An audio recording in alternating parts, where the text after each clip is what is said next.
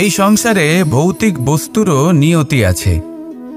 যারাই এই সংসারে আসে বা উৎপন্ন হয় তারা কিছুমাত্র সময় পর্যন্তই এখানে থাকতে পারে, আর তারপরে সেও লুপ্ত হয়ে যায়, অর্থাৎ সে নিজেও এই পঞ্চমহাভূতে সমাহিত হয়ে যায়। আমাদের সাথেও ঠিক এটাই হয়। সেই জন্যই ঈশ্বর দ্বারা প্রদত্ত এই উপহারের বিষয়ে ভাবুন, এই জীবনের বিষয়ে ভাবুন। ঠিক যেমন বিশ্বাস ভঙ্গ হলে কোনো ব্যক্তি আমাদের কাছে অপরিচিত হয়ে যান, ঠিক সেরকমই শেষ নিঃশ্বাস ত্যাগের পর এই শরীরও আমাদের কাছে পরই হয়ে যায়। তাই এই শরীর থাকাকালীন শ্রেষ্ঠভাবে একে সদ্ব্যবহার করুন, এই জীবনে শ্রেষ্ঠ কর্ম করুন। আর এই জীবনকে শ্রেষ্ঠভাবে যাপন করার জন্য কিছু কথা বোঝা প্রয়োজনীয়। যদি আপনি কারোর প্রশংসা করেন তাহলে পূর্ণ হৃদয় দিয়ে করুন। যদি আপনি হস্তক্ষেপ করে থাকেন তাহলে মস্তিষ্ক দ্বারা করুন। যদি আপনি সমীক্ষা করেন তাহলে বিবেক দ্বারা করুন। যদি আপনি ধন অর্জন করতে চান তাহলে নীতি অনুসারে চলুন। যদি জীবনযাপন করতে চান তাহলে রীতি মেনে করুন। আর যদি ঈশ্বরের ভজন করতে চান তাহলে ভক্তিভাব নিয়ে করুন। শুধু এই কথা মনে রাখবেন যে আপনার এই জীবন কিন্তু অনিশ্চিত কাল পর্যন্তই আছে। কতক্ষণ আছে সেটা কেউ জানে না। তাই কিছু মুহূর্ত যেটা যাপন করতে আমরা এখানে এসেছি সেখানে ক্রোধ, অহংকার, ঈর্ষা, এইসব আবেগের কি গুরুত্ব বলুন তো? এগুলো ত্যাগ করুন। মানুষকে ক্ষমা করতে শিখুন। আস্তে আস্তে বিশ্বাস করতে শিখুন। এই সংসারে নিঃস্বার্থভাবে প্রেম করতে শিখুন আর সবার মধ্যে আনন্দ বিতরণ করুন। তাই এই সব গুণ যদি আপনি আত্মসাৎ করতে পারেন তাহলে আপনার জীবনে শুধু আনন্দ এবং আনন্দই বিরাজমান হবে। আসুন আমার সাথে ভালোবেসে বলুন, রাধা রাধা।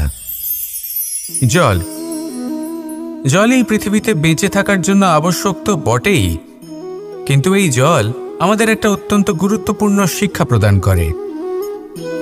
কখনো এই জলকে দেখেছেন? যে পরিস্থিতিতে এই জল প্রবাহিত হোক না কেন, এর উপর যা কিছুই প্রভাব থাকুক না কেন, এর পথে যতই বাধা আসুক না কেন, তার মধ্যে থেকে ও নিজের পথ ঠিক বের করে নেয়, কিন্তু নিজের প্রবাহ থামতে দেয় না, ক্রমাগত অগ্রসর হতে থাকে। সেরকমই একটা শিক্ষা যেটা আমরা জল থেকে পেয়ে থাকি তা হলো এটা, আমরা যখন জলের দিকে তাকাই তখন আমরা নিজের প্রতিবিম্ব দেখি, স্পষ্টভাবে দেখতে পাই।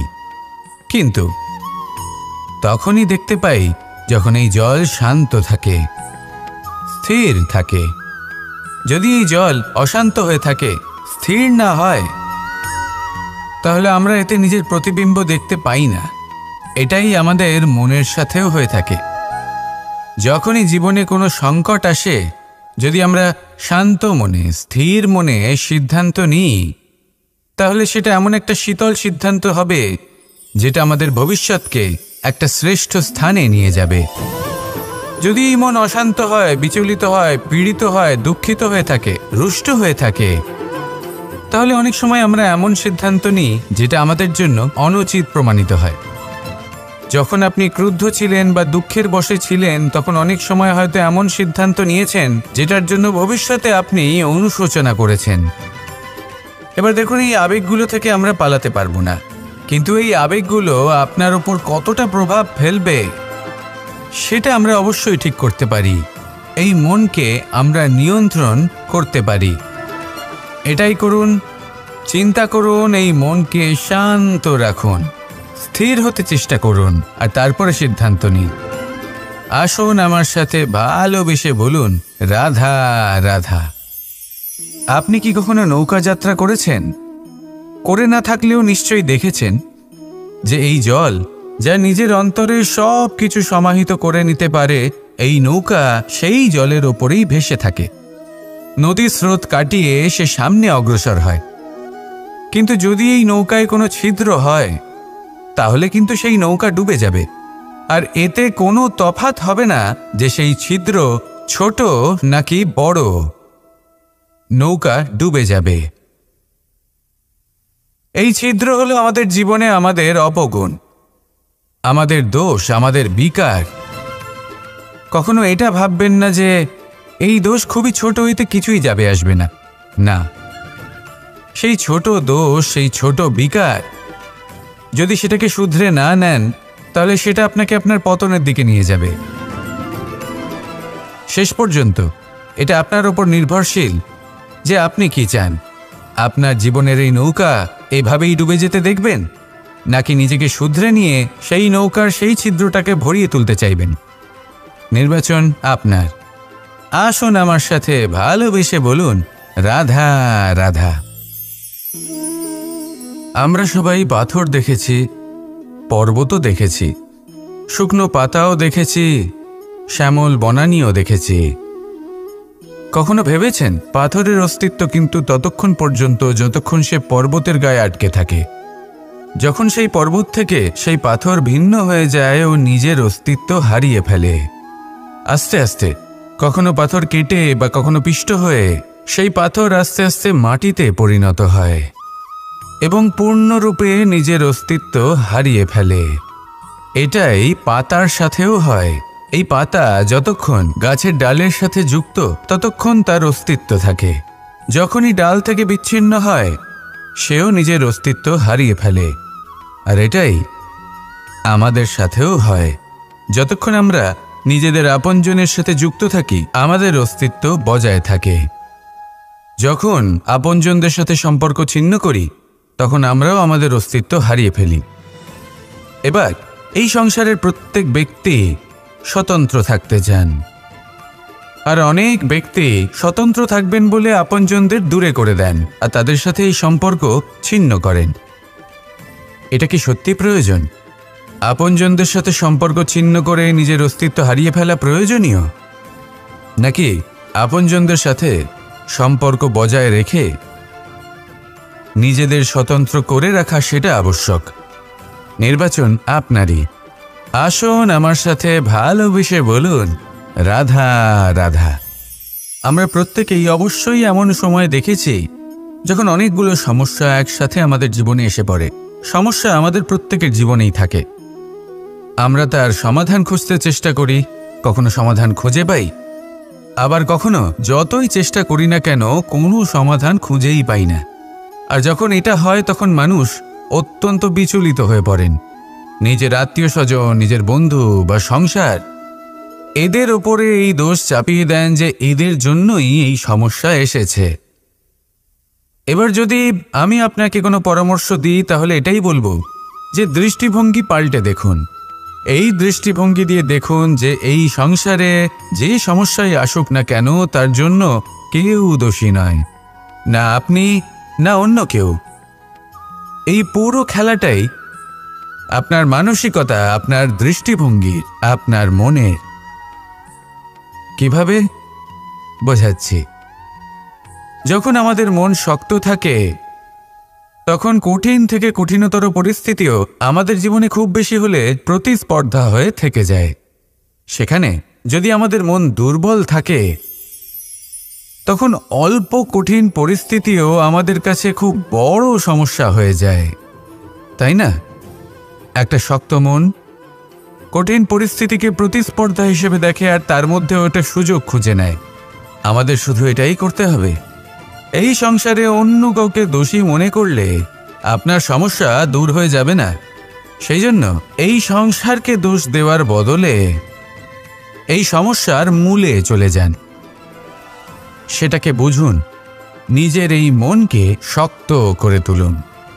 যদি আপনার মন শক্তিশালী হয় তাহলে এই সংসারে অনেক বড় বড় কঠিন থেকে কঠিনতর পরিস্থিতিও যদি আসে, আপনার জীবনে যতই বড় বড় সমস্যা আসুক না কেন আপনার লক্ষ্য লাভে বাধা দিতে পারবে না। আসুন আমার সাথে ভালোবেসে বলুন, রাধা রাধা। কখনো এই প্রকৃতির দিকে তাকিয়ে থাকবেন। এই প্রকৃতি অনেক ধরনের শিক্ষা দেয়। কোনো একটা গাছকে দেখুন কিভাবে সে মাটি থেকে জল শুষে নেয়। সে ঝড় হোক বা হোক কড়া রোদ সব সহ্য করে এবং অবশেষে সে ফল ধারণ করে।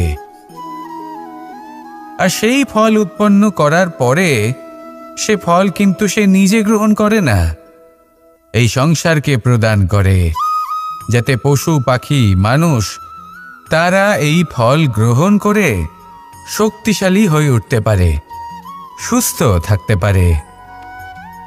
সেভাবেই নদী, সরোবর এরা নিজেরাও কিন্তু নিজেদের জল গ্রহণ করে না, মাটিকে প্রদান করে, পশু পাখিকে প্রদান করে। সূর্য নিজেও নিজের জন্য প্রজ্বলিত হয় না, সে প্রকাশ ছড়িয়ে দিতে চায় আমাদের সবার কাছে, সে আলো পৌঁছে দিতে চায়। এই প্রত্যেকের কর্মে পরমার্থ নিহিত আছে, আর সেই জন্যই এদের সকলকে পুজো করা। বনস্পতি ফলনের জন্য আমাদের কিসের প্রয়োজন পড়ে? একটু ধরিত্রীর, একটু পরিশ্রমের, আর একটা বীজের। এবার যদি মানুষের কথা বলি, তাহলে এখানে ধরিত্রী হলো মানুষের এই জীবন, যেখানে মানুষ নিজের ইচ্ছের ফল ফুল ফলন করতে চায়। পরিশ্রম হলো আমাদের কর্ম, আর বীজ হলো আমাদের নির্বাচন। আমাদের বেছে নিতে হবে যে আমরা কি বপন করব, আম নাকি ফণি মনসা। এর মধ্যে আমরা কি পেতে চাই? রসালো ফলের ফলন চাই নাকি কাঁটার ফলন চাই, তা আমাদের উপর নির্ভরশীল। কিন্তু একটা কথা ঠিক, লক্ষ্য যেমনই হোক না কেন, জীবন যেমনই হোক না কেন, যদি আপনি লক্ষ্যের দিকে এগোতে থাকেন, তাহলে কর্মের সাথে খামখেয়ালি আচরণ করতে পারবেন না। যদি আপনি এমন করেন, তাহলে এটা আপনাকে একটা অনুচিত লক্ষ্যে পৌঁছে দেবে, সেটা কিন্তু নিশ্চিত। সবসময় এটা মনে রাখবেন, কর্মের সাথে খামখেয়ালি হবেন, অর্থাৎ কর্মফলও আপনার সাথে খামখেয়ালি হবে। তাহলে নিষ্ঠার সাথে কর্ম করতে থাকুন আর নিজের লক্ষ্যকে প্রাপ্ত করুন। আর আমার সাথে ভালোবেসে বলুন, রাধা রাধা। অগ্নি চতুর্থ তত্ত্ব, সব থেকে বেশি গুরুত্বপূর্ণ, কিন্তু তার থেকেও বেশি ভয়াবহ। কখনো অগ্নিকে নিয়ন্ত্রিত রূপে উনুনে জ্বলতে দেখেছেন? এই অগ্নি আমাদের খাবার বানাতে সাহায্য করে, যা আমাদের শক্তি প্রদান করে। কিন্তু এই অগ্নি যখন বিচলিত হয়ে, অনিয়ন্ত্রিত হয়ে কোনো বনের আগুন হয়ে ওঠে, তখন মহা বিনাশ ঘটে যায়। আপনারই অন্তরের ঊর্জা হলো এই অগ্নি। এটা আপনার শক্তিও, আপনার ক্রোধ। একে ব্যবহার কিভাবে করবেন তা আপনারই হাতে। যদি কোনো ব্যক্তি নিজের অন্তরের এই ঊর্জাকে ব্যবহার করেন শক্তির রূপে, তাহলে সে বিকাশ ঘটাতে পারে, নির্মাণ ঘটাতে পারে। কিন্তু যদি কোনো ব্যক্তি তার অন্তরের ঊর্জাকে বিধ্বংসী অস্ত্র বানিয়ে ফেলেন, তাহলে নিশ্চিত রূপে মহা বিনাশ ঘটতে পারে, যাতে বিনাশ তারও অবশ্যই হবে।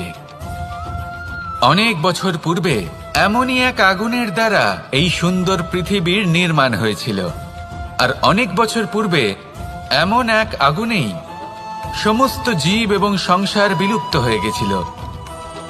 এবার আপনি আপনার অন্তরের ঊর্জা দ্বারা বিনাশ ঘটাতে চান নাকি নির্মাণ ঘটাতে চান, সেই সিদ্ধান্ত আপনারই। আসুন আমার সাথে ভালোবেসে বলুন, রাধা রাধা। কখনো কখনো এমন হয়, আমরা আমাদের বাড়ির উঠোনে বীজ বপন করি, আর তা বিকশিত হয় একটা সুন্দর বৃক্ষে। তার শাখাগুলি প্রতিবেশীর বাড়ি পর্যন্ত পৌঁছয়। ফলের বর্ষণ প্রতিবেশীর বাড়িতেও হয়ে থাকে, আর আমরা ভাবি গাছ আমরা উৎপন্ন করব আর ফল খাবেন আপনারা। এই কেমন কথা হলো? আপনাকে এই কথা বুঝতে হবে যে এসব হলো ভৌতিক বস্তু, সাংসারিক বস্তু। কখনো নিজের বাড়ির বাগানে ভালোবাসার গাছ বপন করে দেখুন, তার শাখাও প্রতিবেশীর বাড়ি পর্যন্ত পৌঁছবে, ফলের বর্ষণ সেখানেও হবে। কিন্তু সেই ফল চাইতে আপনাকে যেতে হবে না, সেই ফল দ্বিগুণ মাত্রায় আবার আপনার কাছেই ফিরে আসবে। তাই নিজের বাড়িতে আর নিজের মনে ভালোবাসার গাছ উৎপন্ন করুন। এই জীবন প্রসন্ন হয়ে বলবে, রাধা রাধা। আকাঙ্ক্ষা কখন লোভে পরিণত হয়ে যায় তা কেউ বলতে পারে না। এবার তার পরিণাম কি হতে পারে তাও আমরা কেউ জানি না। আজ আমি আপনাকে বলছি, কোনো ব্যক্তি সবথেকে বেশি ক্ষতির সম্মুখীন তখনই হয় যখন সে এটা মনে করে যে সে সবথেকে বেশি সুরক্ষিত স্থানে রয়েছে। সে ভাবে যে সে সেখানে সুরক্ষিত রয়েছে। সে তখন অসাবধান হয়ে পড়ে, আর তখনই তাকে জীবনের সবথেকে বড় ক্ষতির সম্মুখীন হতে হয়। নিঃস্ব হয়ে যাওয়ার পরিস্থিতি কোনো মানুষের জীবনে তখনই আসে যখন তার কাছে প্রচুর সম্পত্তি থাকে এবং সে তার থেকেও অনেক বেশি সম্পত্তি অর্জন করতে চায়। সেই অনেক বেশি সম্পত্তি অর্জন করার চেষ্টায় সে এমন কিছু করে বসে যার ফলে তাকে সমস্ত সম্পত্তি হারাতে হতে পারে। একজন রচনাকার নিজেই নিজের প্রতিভা একদম শেষ করে দিতে পারে যখন সে অনেকগুলো কাজ নিজের কাঁধে নিয়ে নেয়। একটা গুরুত্বপূর্ণ কথা সবসময় মনে রাখবেন, আজ আপনি যেখানেই থাকুন না কেন, যেমনই যে কোনো স্থানেই থাকুন না কেন, এর পেছনে আপনার আকাঙ্ক্ষার একটা বিশাল ভূমিকা রয়েছে। কিন্তু মনে রাখবেন, আপনাকে শিখতে হবে যে কখন আর কিভাবে নিজের উচ্চাকাঙ্ক্ষাগুলিকে লাগাম পরাতে হবে, কারণ এটা অত্যন্ত আবশ্যক। তাই আসুন আর আমার সাথে ভালোবেসে বলুন, রাধা রাধা।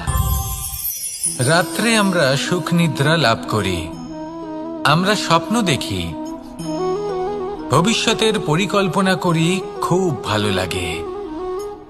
সকালে যখন চোখ খুলি নিদ্রা ভঙ্গ হয়, স্বপ্ন সেইখানেই ভেঙে যায়, আর তারপর আমরা আমাদের রোজকার জীবন যাপন করি।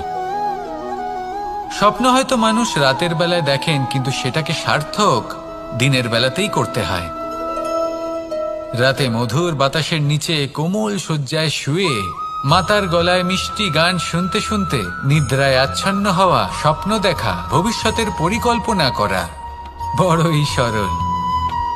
কিন্তু সকালবেলায় সময় মতো উঠে সূর্যের তাপ সহ্য করে, সেই উষ্ণতা সহ্য করে সর্বাঙ্গ ঘেমে গিয়ে নিজের পথ খুঁজে বের করা, সেই পথে অগ্রসর হওয়া, বাধা বিপত্তি এসবের সম্মুখীন হওয়া, আর তারপর লক্ষ্য লাভ করা, এগুলো কঠিন কাজ। এ হলো অত্যন্ত কঠিন কাজ। যদি আপনি চান যে স্বপ্ন আপনি দেখেছেন তা সত্যি হোক, তাহলে দিনের বেলায় আপনাকে বেরিয়ে কর্ম করতেই হবে, পরিশ্রম করতেই হবে। মনের এই চক্ষু দিয়ে স্বপ্ন দেখা সম্ভব, কিন্তু যদি আপনি বুঝতে পারেন যে এই স্বপ্নই হলো আপনার লক্ষ্য, তাহলে তাকে সার্থক করতে শুধুমাত্র পরিশ্রম দ্বারাই করতে হবে। তাহলে পরিশ্রম করুন আর আমার সাথে ভালোবেসে বলুন, রাধা রাধা। মানুষের জীবনে তিনটি গুণ অত্যন্ত প্রয়োজনীয়: শ্রদ্ধা, বিনম্রতা, যোগ্যতা। যদি জ্ঞান লাভ করতে চান তাহলে শ্রদ্ধার প্রয়োজন, যদি মান লাভ করতে চান তাহলে স্বভাবে বিনম্র হওয়া প্রয়োজন, আর যদি মনোবাঞ্ছিত স্থান লাভ করতে চান তাহলে যোগ্যতার প্রয়োজন। বিষয়টা সহজ। শ্রদ্ধা আপনাকে জ্ঞান দেবে, নম্রতা আপনাকে মান, আর যোগ্যতা উচিত স্থান দেবে। কিন্তু যদি আপনি এই তিনটি গুণ সম্মিলিত করেন তাহলে এমন কিছু লাভ করবেন যা এই সব কিছুর থেকে অনেক ঊর্ধ্বে। সম্মান। আর এ হলো সেই সম্মান যা প্রত্যেক মানুষের নিজের জীবনে লাভ করতে চেষ্টা করা উচিত, কারণ এই হলো সেই সম্মান যার কারণে আপনি চলে যাওয়ার পরেও এই সংসার আপনাকে ভালোবাসবে আর মনে রাখবে। আসুন আমার সাথে ভালোবেসে বলুন, রাধা রাধা। অনেক সময় আমরা জীবনে অনেক মানুষকে এমন বলতে শুনে থাকি যে আমি অসফল হয়েছি কারণ আমার সময় ভালো যাচ্ছিল না, আমি এই জিনিসটা লাভ করতে চাইছিলাম কিন্তু করতে পারলাম না কারণ আমার সময়টা ভালো যাচ্ছিল না, আমি আমার জীবনে ওই মহান কাজটা করতে চাইছিলাম কিন্তু করতে পারলাম না। কেন? কারণ আমার সময়টা ভালো যাচ্ছিল না। কিন্তু যে মুহূর্তে ভালো সময় আমার জীবনে আসবে আমি সব কিছু প্রাপ্ত করব। এমন প্রায় প্রত্যেকেই বলেন।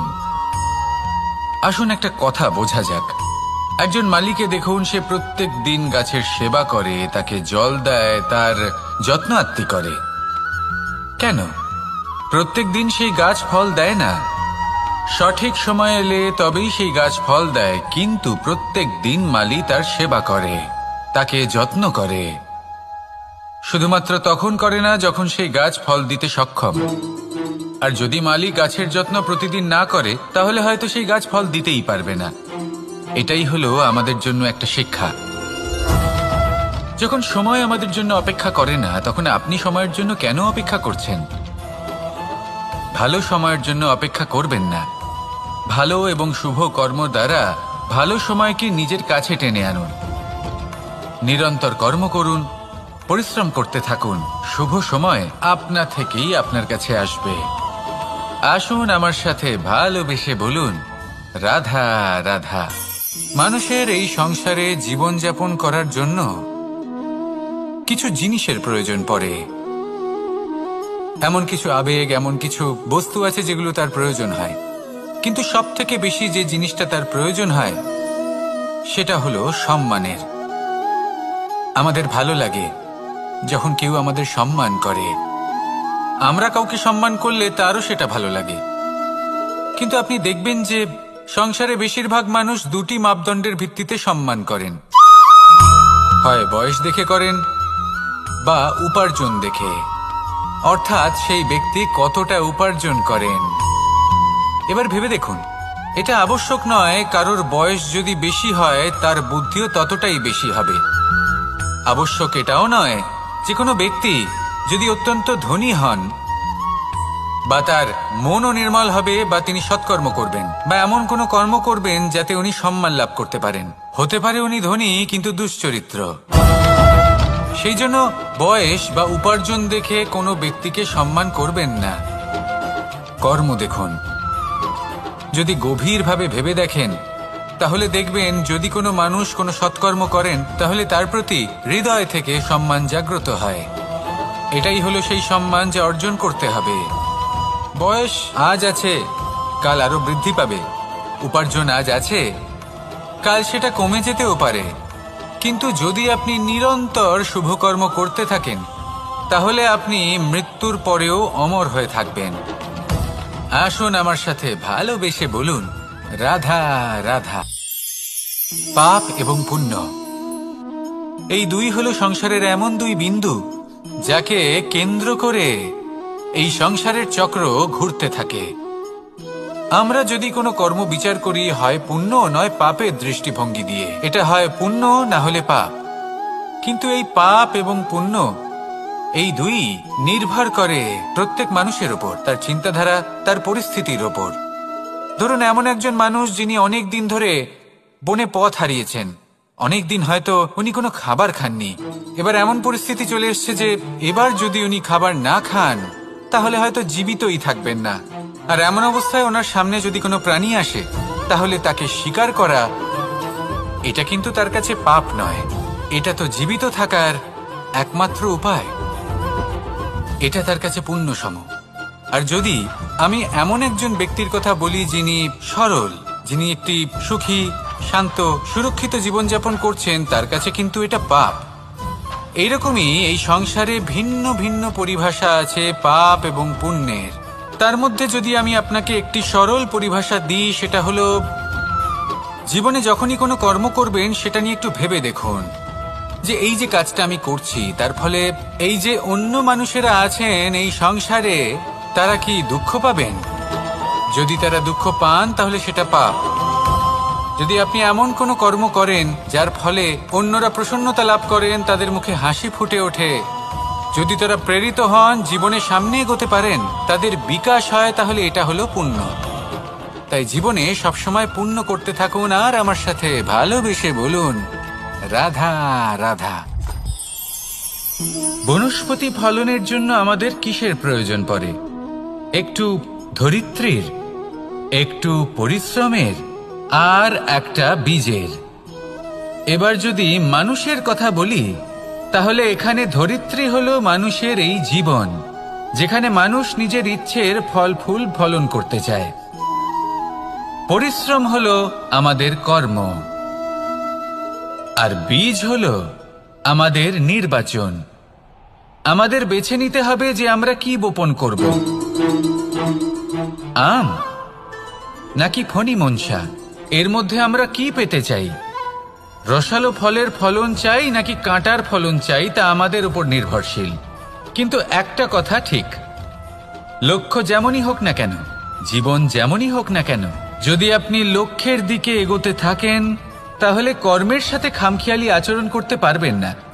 যদি আপনি এমন করেন তাহলে এটা আপনাকে একটা অনুচিত লক্ষ্যে পৌঁছে দেবে, সেটা কিন্তু নিশ্চিত। সবসময় এটা মনে রাখবেন, কর্মের সাথে খামখেয়ালি হবেন অর্থাৎ কর্মফলও আপনার সাথে খামখেয়ালি হবে। তাহলে নিষ্ঠার সাথে কর্ম করতে থাকুন আর নিজের লক্ষ্যকে প্রাপ্ত করুন। আর আমার সাথে ভালোবেসে বলুন, রাধা রাধা।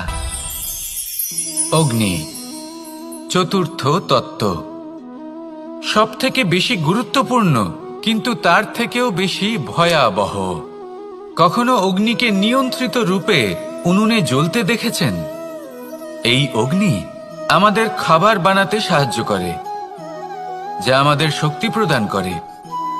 কিন্তু এই অগ্নি যখন বিচলিত হয়ে, অনিয়ন্ত্রিত হয়ে কোনো বনের আগুন হয়ে ওঠে, তখন মহা বিনাশ ঘটে যায়। আপনারই অন্তরের ঊর্জা হলো এই অগ্নি। এটা আপনার শক্তিও, আপনার ক্রোধ। একে ব্যবহার কিভাবে করবেন তা আপনারই হাতে। যদি কোনো ব্যক্তি নিজের অন্তরের এই ঊর্জাকে ব্যবহার করেন শক্তির রূপে, তাহলে সে বিকাশ ঘটাতে পারে, নির্মাণ ঘটাতে পারে। কিন্তু যদি কোনো ব্যক্তি তার অন্তরের ঊর্জাকে বিধ্বংসী অস্ত্র বানিয়ে ফেলেন, তাহলে নিশ্চিত রূপে মহা বিনাশ ঘটতে পারে, যাতে বিনাশ তারও অবশ্যই হবে। অনেক বছর পূর্বে এমনই এক আগুনের দ্বারা এই সুন্দর পৃথিবীর নির্মাণ হয়েছিল। আর অনেক বছর পূর্বে এমন এক আগুনেই সমস্ত জীব এবং সংসার বিলুপ্ত হয়ে গেছিল। এবার আপনি আপনার অন্তরের ঊর্জা দ্বারা বিনাশ ঘটাতে চান নাকি নির্মাণ ঘটাতে চান, সেই সিদ্ধান্ত আপনারই। আসুন আমার সাথে ভালোবেসে বলুন, রাধা রাধা। যোদ্ধা, এদের সবার ক্ষেত্রে এই কথাটাই প্রযোজ্য। যদি বেশি প্রশংসা করা হয় তাহলেও এরা হারিয়ে যাবেন। প্রয়োজনের থেকে বেশি যদি নিন্দা করা হয় তখনও তারা নত হয়ে পড়বেন। তাহলে আপনি এদের রক্ষা করুন এবং নিজেদেরও। মনে রাখবেন একটা কথা,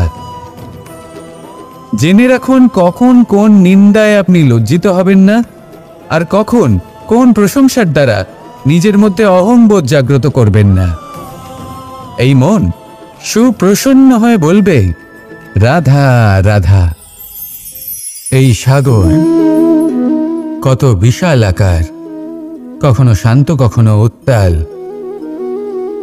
কিন্তু এই সাগরকে এত মহান কে করে তুলল? জল। এবার এই জলের যাত্রা দেখুন, সেটা কতটা কঠিন। এই জল সাগরে থাকে, সূর্য ওকে এতটা উত্তপ্ত করে তোলে যে এই জল নিজের অস্তিত্ব হারিয়ে ফেলে এবং বাষ্পে পরিণত হয়ে হাওয়ায় মিলিয়ে যায়। তারপরে আকাশে যায় আর নিজের অস্তিত্ব আবার হারিয়ে ফেলে, মেঘে পরিণত হয়। তারপর এই মেঘ কোথাও গিয়ে কোনো পর্বতে ধাক্কা খায়, তারপর আবার এই জল নিজের অস্তিত্ব হারায়। তারপরে বর্ষার রূপ ধারণ করে তা বর্ষিত হয়, বা কোনো পর্বতের চূড়ায় তার শিখরে বরফের রূপ ধারণ করে। তারপরে এই বর্ষা মাটির দিকে নিজের যাত্রা শুরু করে। এবার মাটিতে ঝরে পড়া এই বর্ষা স্রোতের আকার ধারণ করে এবং আস্তে আস্তে বইতে থাকে।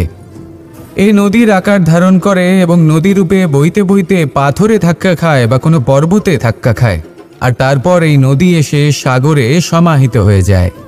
নদীর এই জল আবারও নিজের অস্তিত্ব হারিয়ে ফেলে, কিন্তু এইবার সেই জল নিজেই সাগরে পরিণত হয়। এটা আমাদের সকলের জন্য একটা শিক্ষা যে এই সংসারে জীবন এবং সময়ের হলো এক অনন্ত যাত্রা। এই সংসারে যা কিছু আছে তার সূত্রপাত কোথাও একটা হবেই। সেই জন্য মৃত্যু এবং সমাপ্তির চিন্তা ত্যাগ করে দিন।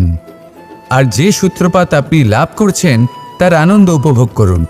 ভেবে দেখুন আপনি কিভাবে শ্রেষ্ঠ কর্ম করতে পারেন যাতে এই সংসার এবং এই সমাজ এই দুইয়ের মঙ্গল সম্ভব। আসুন আমার সাথে ভালোবেসে বলুন, রাধা রাধা। একটি নৌকা বিশাল একটি সাগরে ভেসে চলে। কখনো যাত্রীদের বা কখনো বিশাল বস্তুকে নিজের সাথে বহন করে নিয়ে চলে, এক স্থান থেকে অন্য স্থানে পৌঁছে দেয়। এই নৌকা কখনো সাগরে আটকে পড়ে বা কখনো ডুবে যেতেও পারে, কিন্তু এই নৌকা তখন ডুবে যায় না যখন এর আশেপাশে অধিক মাত্রায় জল থাকে। এটা তখন ডুবে যায় যখন ও নিজের আশেপাশের থাকা জলকে নিজের ভেতরে প্রবেশ করতে দেয়। যখন আস্তে আস্তে এই জল প্রবেশ করতে থাকে, নৌকা ভারী হতে থাকে আর আস্তে আস্তে ডুবে যায়। এটা আমাদের কাছে একটা শিক্ষা।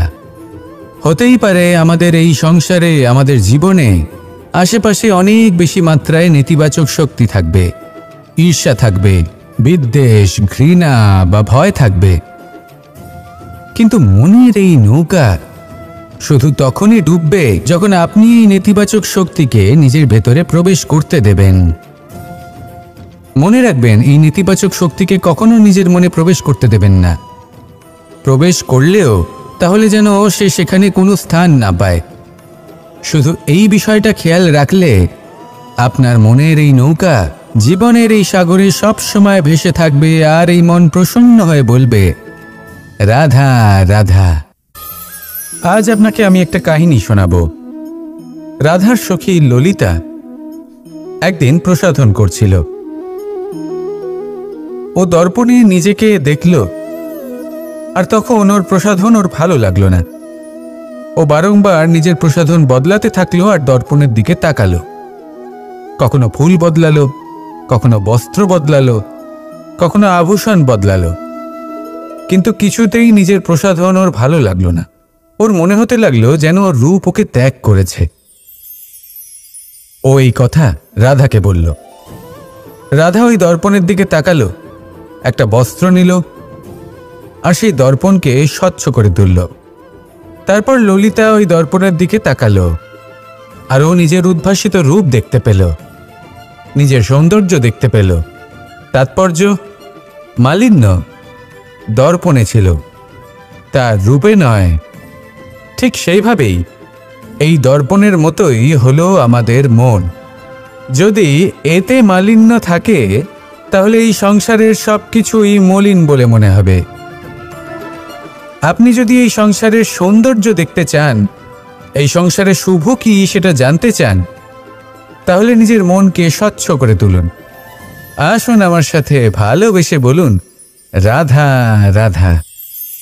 এটা কোনো এক সময়ের ঘটনা। মাটির নিচে ছিল জল আর মাটির ওপর ছিল একটা বৃক্ষ, আর সেই বৃক্ষে ছিল একটা পাতা যা আকাশকে স্পর্শ করত। যখনই কোনো ব্যক্তি আসতেন সেই পাতাকে দেখে তার প্রশংসা করতেন।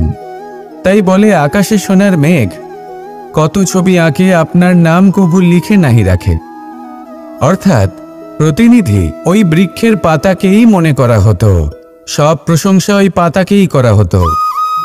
যেখানে চোখের আড়ালে থাকা সেই জল মাটির নিচে থেকে নিঃস্বার্থভাবে নিজের কাজ করে যেত, সেই বৃক্ষকে শক্তি প্রদান করত। কয়েকদিন পরে সেই পাতার অহংকার হতে শুরু করল। সে ভাবতে শুরু করলো যে আমিই হলাম এই জলের অস্তিত্ব, আমি আছি, সেই কারণেই এই জলের কথা স্মরণ করা হয়। আর কিছুদিন পরে সেই বৃক্ষ সেই জল শোষণ করা বন্ধ করে দিল এবং সর্বপ্রথম মৃত্যু হলো সেই পাতার। সেই পাতা যা আকাশকে স্পর্শ করছিল তা ঝরে মাটিতে পড়ে গেল, আর প্রত্যেক ব্যক্তি তার ওপর দিয়ে হেঁটে চলে যেত, তাকে দেখে আর কেউ প্রশংসা করত না। সেই জন্য জীবনে কখনো অহংকার করবেন না, বিশেষ করে তাদের কখনো অহংকার প্রদর্শন করবেন না যাদের কারণে আপনি সাফল্য লাভ করেছেন, যারা আপনার জীবনের আধার। চিরকাল তাদের প্রতি কৃতজ্ঞ থাকুন, তাদের সাথে সম্পর্ক বজায় রাখুন, তাদের সাহায্য করুন আর আমার সাথে ভালোবেসে বলুন রাধা রাধা। আপনি কখনো কখনো নিশ্চয়ই কোনো ব্যক্তিকে এটা বলতে শুনেছেন বা আপনি নিজে বলেছেন বা ভেবে দেখেছেন যে আমি আমার নিজের জীবনে যেটা করতে চেয়েছিলাম সেটা করতে পারলাম না, যে লক্ষ্য অর্জন করতে চেয়েছিলাম সেটা অত্যন্ত কঠিন ছিল, আমি এগোতে পারলাম না, আদি ইত্যাদি। আমরা সবাই কখনো না কখনো ভাবি যে লক্ষ্য আমরা নির্ধারণ করেছি সেটা আমাদের পক্ষে অত্যন্ত কঠিন, প্রায় অসম্ভব। আমাকে বলুন, যে প্রত্যেকটা বস্তু বা সাফল্য যা কিছু আপনি কামনা করেছেন কোনোটাই কি সরল ছিল? নির্বাচনের সময় সেটা সরল ছিল না, সেই জন্যই আপনি সেই লক্ষ্যটা নির্বাচন করেছেন। কারণ সংসারের যে কোনো বস্তু বা কোনো সাফল্য যদি খুব সহজে পাওয়া যায় বা কম চেষ্টা করেই লাভ করা যায়, সেটা আমাদের ততটা সন্তুষ্ট করে না। সেই জন্য আমরা জেনে বুঝেই কঠিন লক্ষ্য নির্বাচন করি, কারণ সেই লক্ষ্য আমাদের প্রতিস্পর্ধা এবং সংঘর্ষের সম্মুখীন করে, যার সম্মুখীন হয় অগ্রসর হওয়ার পরে আমরা আরও বেশি শ্রেষ্ঠ হয়ে উঠি। সেই জন্য কিছু অসম্ভব কিনা সেই বিষয় চিন্তা করবেন না, শুধু অগ্রসর হতে থাকুন, নিজের কর্ম করুন, সেই লক্ষ্যকে প্রাপ্ত করুন আর আমার সাথে ভালোবেসে বলুন রাধা রাধা। হাতের কত রকম রূপ হয়, কিছু স্নেহের সাথে আপনাকে স্পর্শ করে, তো কিছু প্রহার হিসেবে বর্ষিত হয়, কিছু বন্ধুত্বের নামে আপনার দিকে অগ্রসর হয়, তো কিছু শত্রুতার দিকে আপনাকে টেনে নিয়ে যায়।